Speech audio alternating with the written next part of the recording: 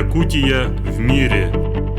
Мы рассказываем о якутянах, которые смогли расширить границы мира, живут и работают в разных странах и континентах, но не забывают о родных истоках.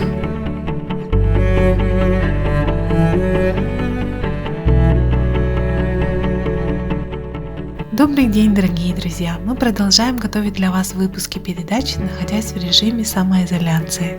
Сегодня у нас в студии, конечно же удаленно, находится Владилена Киприянова из Канады.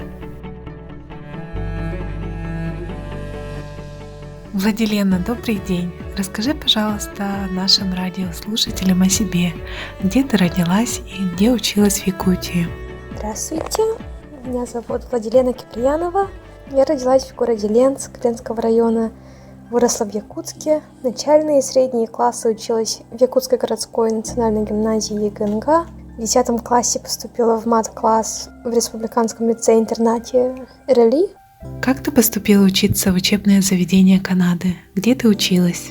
Сразу после окончания школы я поехала учиться в Канаду на языковые курсы по английскому в школу английского языка ILAC в Торонто.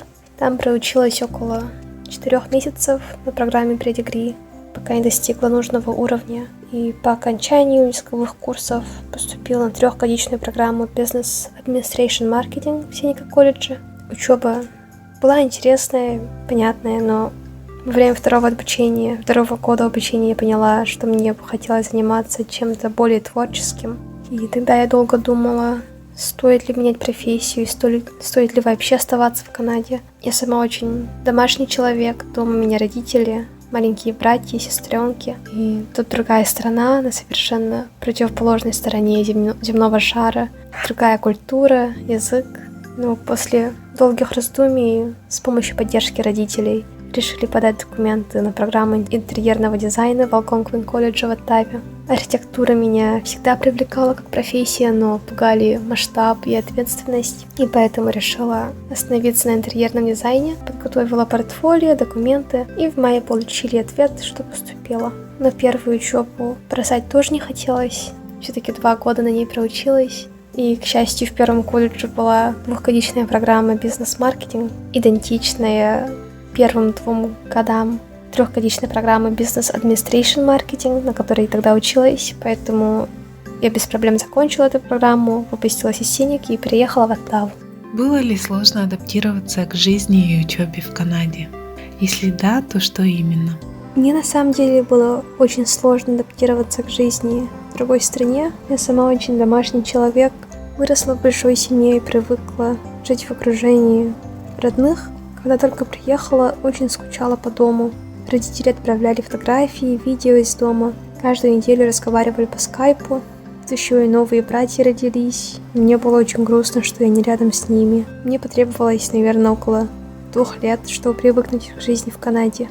Легче стало, когда я начала учиться тому, что мне действительно нравится, и переехала в Оттаву. Торонто мне показался очень большим, плотно населенным городом. И несмотря на то, что здесь большое количество бизнесов, в Торонто намного сложнее найти работу по специальности, так как конкуренция очень большая и стоимость проживания намного выше, чем в Оттаве. Оттава же, наоборот, тихий, сравнительно небольшой город. Здесь находится большое количество государственных офисов, много городских парков и скверов. В Канаде 2 официальных языка – английский и французский. Обязательно ли говорить на обоих языках? Французский язык нужно знать, если планируете жить в провинции Квебек или Нью-Брансвик. Во всех остальных провинциях знание французского не обязательно. Хотя в Оттаве, например, приветствуется знание обеих языков, так как город находится на границе с провинцией Квебек. Какие у тебя были ожидания от жизни в Канаде? Оправдались ли они? Ожидания были, наверное, довольно банальные, основанные на зарубежных фильмах в основном. Аккуратные зеленые газоны, небоскребы, вежливые прохожие, фастфуд, колледжи, как в американских фильмах. И на самом деле ожидания оправдались, но больше всего мне нравятся чистые улицы, вежливые люди, забота о природе, то, как города приспособлены для людей с ограниченными возможностями. Сейчас ты работаешь дизайнером интерьера в канадской компании. Расскажи немного о своей работе. Что тебе в ней нравится? На данный момент я работаю дизайнером интерьера в канадской компании LWG Architectural Interiors. В основном мы работаем с офисным интерьером, но бывает, к нам приходят стоматологические клиники, жилые помещения. Многие считают, что дизайнеры интерьера только выбирают обои и мебель, а на самом деле нужно учитывать строительный кодекс, свойства материалов, как они влияют на здоровье людей в помещении. Нужно уметь сотрудничать с инженерами, клиентами, строителями, поставщиками. Так как в Канаде большое внимание уделяют экологии и проблемам равенства, мы стараемся использовать перерабатываемые или переработанные материалы, и лучше всего, если использовать натуральные материалы. Также мы стараемся создавать гибкие помещения, которые со временем можно легко приспособить к новым требованиям с минимальными изменениями. Многие предприятия создают условия для людей с ограниченными возможностями. Больше всего в моей работе мне нравится то, что каждый проект отличается друг от друга, и с каждым новым проектом можно научиться чему-то новому. Вот, например, бывают проекты, в которых мы анализируем, соответствует ли здание или помещение строительному кодексу или нет. Бывают проекты, в которых мы подбираем только мебель. Бывают проекты, где это совершенно пустое помещение, и нам нужно поместить в него какой-то новый бизнес. И вот это мне нравится больше всего, то, что никогда не бывает совершенно одинаковых проектов, и можно работать над разными частями проектов даже в одно и то же время. В последние годы в Якутии придают особое значение архитектуре города и даже сельских поселений. Например, в прошлом году Якутия выиграла несколько грантов на преобразование городских и сельских пространств. Владилена, если бы у тебя была возможность, что бы ты изменила во внешнем облике Якутска? Меня очень радует, что каждый раз, когда приезжаю домой, есть какое-нибудь новое здание красивое в Якутске. Очень радует. Что бы я изменила, если бы была возможность, это то, как люди утилизируют мусор, наверное. Мне кажется, что если каждый человек примет на себя ответственность не сорить на улицах города, наш город стал бы намного краше, чище. Но для меня именно вот чистота — это как бы основа для красоты. Хотелось бы видеть больше якутских орнаментов, может даже больше зданий, в котором можно увидеть влияние якутской культуры. И, наверное, мне очень хотелось бы увидеть больше растений в нашем городе, больше деревьев, кустарников. Хочу тебя обрадовать, Владилена. С прошлого года у нас в Якутске активно развивается экологическое направление усилиями неравнодушных предпринимателей и экоактивистов. И насколько можно судить по своим знакомым, по социальным сетям, многие начали заниматься раздельной сортировкой мусора. Мир сильно изменился из-за пандемии. Жизнь до COVID-19 и после. Как бы ты ее описала? Сейчас я работаю удаленно, вхожу только по надобности. Первые 2 недели было тяжело привыкнуть к работе без коллег, но сейчас привыкаю. К счастью, работаю в основном на компьютере. Вот вроде как всего пару месяцев назад пользовались метро, ездили на переполненном автобусе на работу, без масок, без перчаток, посещали торговые центры и концерты. А сейчас даже на выход за продуктами без маски выйти страшно. Думаю, COVID сильно повлияет на то, как мы работаем, как отовариваемся, покупаем вещи и то, как мы ведем себя за пределами дома. Думаю, многие бизнесы, пришедшие на удаленную работу, либо разрешат работникам работать удаленно пару дней в неделю, либо некоторые работники полностью перейдут на удаленную работу. Хотя бы до того времени, пока не появится прививка. Вот, например, на моей работе сотрудники будут возвращаться постепенно, чтобы можно было соблюдать дистанцию между рабочими столами. И многие наши клиенты проявили интерес к защитным пластиковым перегородкам между рабочими столами. Как часто ты приезжаешь в Якутск? Обычно я прилетаю в Якутск 1-2 раза в год, но с коронавирусом и работой я уже 2-й год как не была дома. Вот планировала этим летом полететь, но теперь даже неизвестно, когда можно будет, когда откроет границы. Надеюсь, в этом году все-таки полечу. Очень сильно скучаю, тем более маленькие братья и сестры так быстро растут. Хочется, конечно, почаще навещать. Мои родители и вся моя семья меня всегда поддерживают. Мне очень повезло с моими родителями. Они всегда поддерживают, дают свободу выбора, ну и дают свое честное мнение, высказывают свою точку зрения, как бы они поступили в какой-то ситуации. И, по-моему, это правильно, и что только так можно научиться ответственности и принимать решения за себя.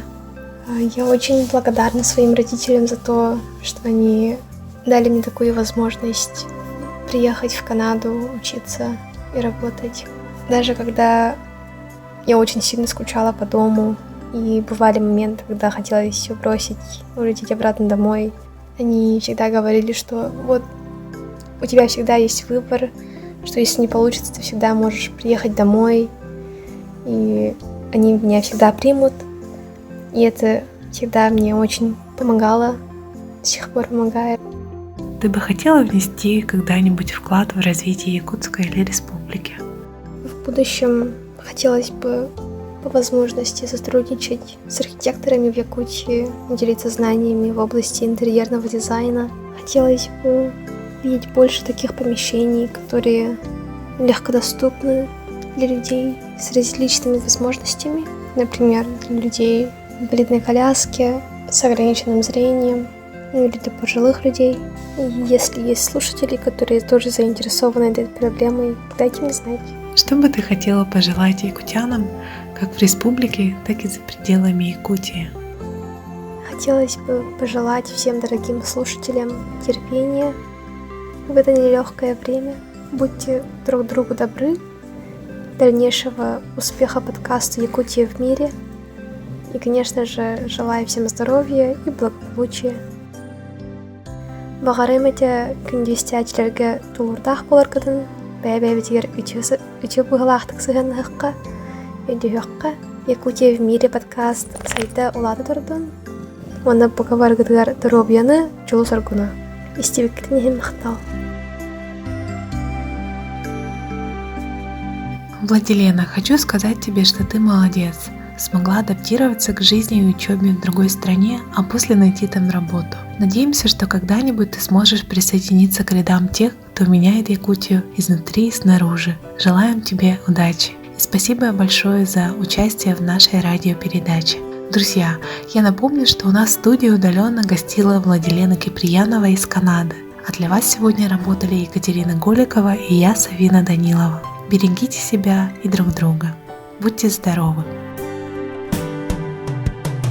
Busirga olara bu Oğasaz oyur günütten sağala Busirga atana bu İye sılas ağa algıstıları da Busirga jollana bu Tapir arah isting mi cerita Busirga atarabi Gündü kömüs kere günler bidir Oline yağa edebin Eder saz en tohto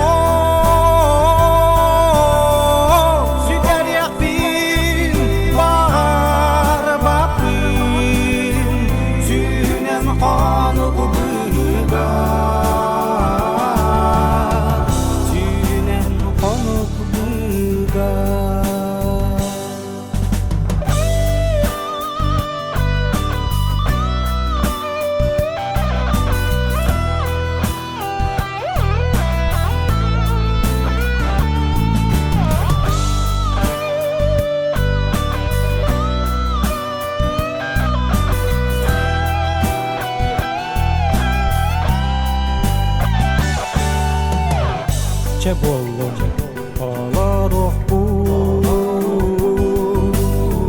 Geler günü görsühen